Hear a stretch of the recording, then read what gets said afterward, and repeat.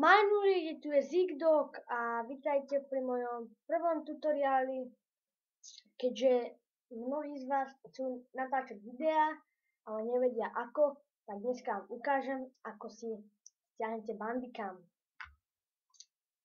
Takže napíšte si iba www.bandicam.com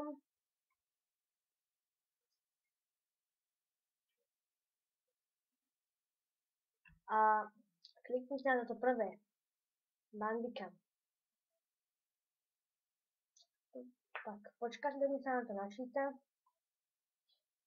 Trvá to trošku aj dlhšie, pretože to je veľmi veľký program.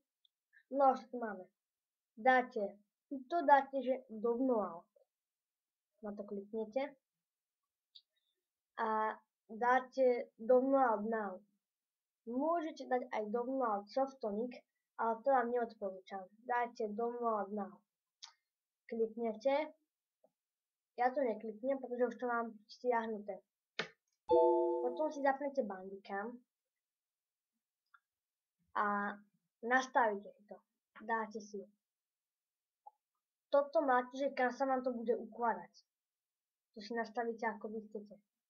Potom dáte video a tu si nastavíte, s čím chcete nahrávať. Ako z ktorú klávišu chcete nahrávať.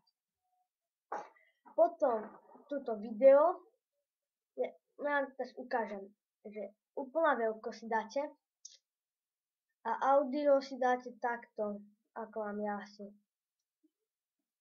Toto si dáte si sem vlastný mikrofón, ktorý máte, vy si kliknete.